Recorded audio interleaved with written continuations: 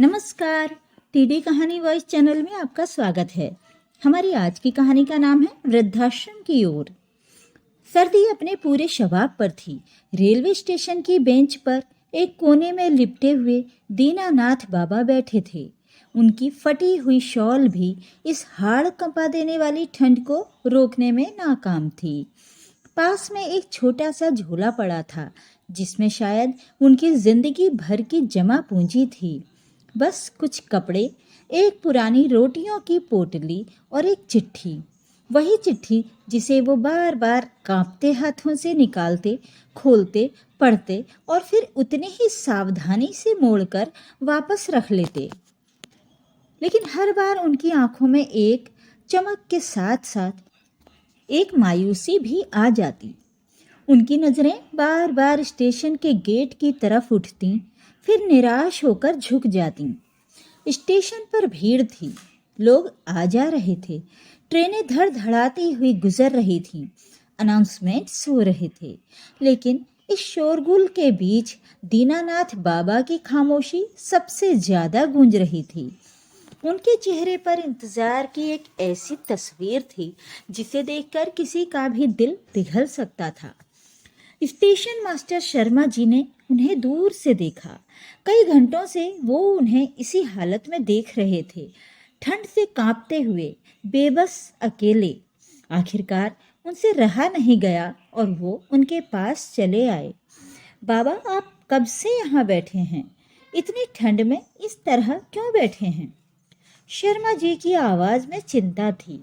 दीनानाथ ने धीरे से सिर उठाया। उनकी बूढ़ी धुंधली आंखों में ऐसा दर्द था कि शर्मा जी की रूह तक कांप गई।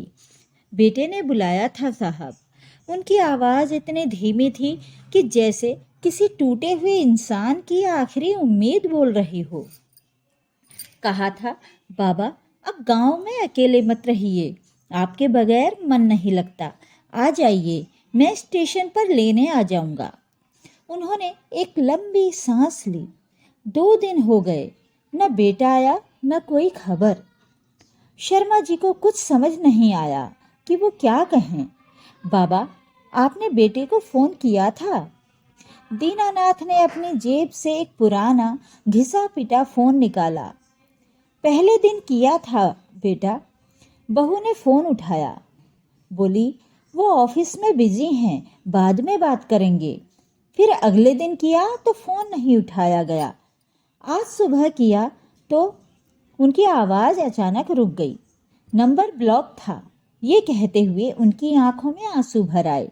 वो रुक रुक कर सांस ले रहे थे, जैसे अपने ही जज्बातों को दबाने की कोशिश कर रहे हों। स्टेशन मास्टर के पास कहने को कोई शब्द नहीं थे।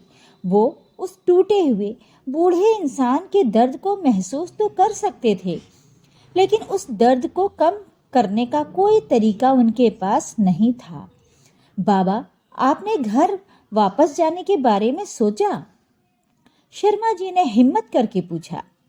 दीनानाथ ने एक फीकी हंसी हंसी, एक ऐसी हंसी जो अपनी ही किस्मत पर रो रही थी। किस घर बेटा? गांव में अब खाली दीवारें हैं, पत्नी रही नहीं और जो औलाद सब कुछ लेकर गई उसने ही मुंह मोड़ लिया। उनकी आवाज में एक ऐसा खालीपन था जिसे शब्दों में बयान करना मुश्किल था। शर्मा जी ने पास की दुकान से 2 कप चाय मंगवाई।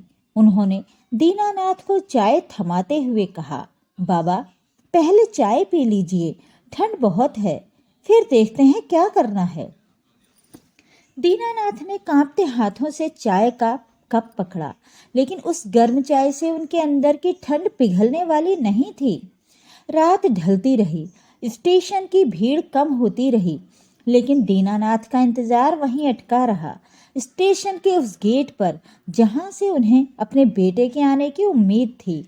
हर बार जब कोई युवक अंदर आता तो उनकी बूढ़ी आंखें चमक उठती, लेकिन हर बार वो चमक जल्दी ही बुझ जाती। सुबह हो गई, स्टेशन पर हलचल बढ़ने लगी। शर्मा जी फिर उनके पास आए। बाबा, मैंने गांव जाने वाली ट्रेन में आपकी टिकट करवा दी है, शर्मा जी ने धीरे से कहा। दीनानाथ ने कुछ नहीं कहा, वो सिर्फ चुपचाप सिर झुकाकर सहमति में हिलाते रहे। ट्रेन प्लेटफॉर्म पर आ चुकी थी। शर्मा जी ने उनका झोला उठाया और उन्हें सहारा देकर ट्रेन में बैठने में मदद की। बाबा, अपना ख्याल रखना और ये मेरा नंबर है। अगर किसी भी चीज की जरूरत हो तो बेझिझक कॉल करिएगा। दीनानाथ ने कांपते हाथों से कागज का वो टुकड़ा पकड़ा और आंखों में कृतज्ञता लिए शर्मा जी की ओर देखा। ट्रेन धीरे धीरे चलने लगी। दीनानाथ ने खिड़की से बाहर देखा और तभी उनकी आंखें चमक उठीं। स्टेशन के गेट से उनका बेटा अंदर आता दिखाई दिया। उनके होंठ खुशी से कांपने लगे। बेटा, उन्होंने आवाज दी, लेकिन स्टेशन के शोर में उनकी आवाज कहीं दब गई। दीनानाथ की आंखें उस पर टिकी रहीं। उनका बेटा अपनी पत्नी और बच्चों के साथ हंसते हुए आगे बढ़ रहा था, खुश, बेफिक्र। उसने एक बार भी पीछे मुड़कर नहीं देखा। ट्रेन स्टेशन छोड़ चुकी थी। दीनानाथ की आंखों से आंसू बह रहे थे, लेकिन अब उनमें न कोई उम्मीद थी न शिकायत। सिर्फ एक गहरी सुलगती हुई खामोशी थी। उनके हाथ में अब भी वो चिट्ठी थी, बेटे के प्यार भरे वादों वाली चिट्ठी, जो अब सिर्फ एक कागज का टुकड़ा बन चुकी थी। उनका बेटा गांव आया तो था, लेकिन अपने पिता का घर बेचकर वो जा चुका था। घर की दहलीज पर पहुंचकर जब दीनानाथ को पता चला कि उनका घर बिक चुका है तो वो सारा माजरा समझ गए कि बेटे ने 2 दिनों तक स्टेशन पर बैठाकर उनका घर बेचा है।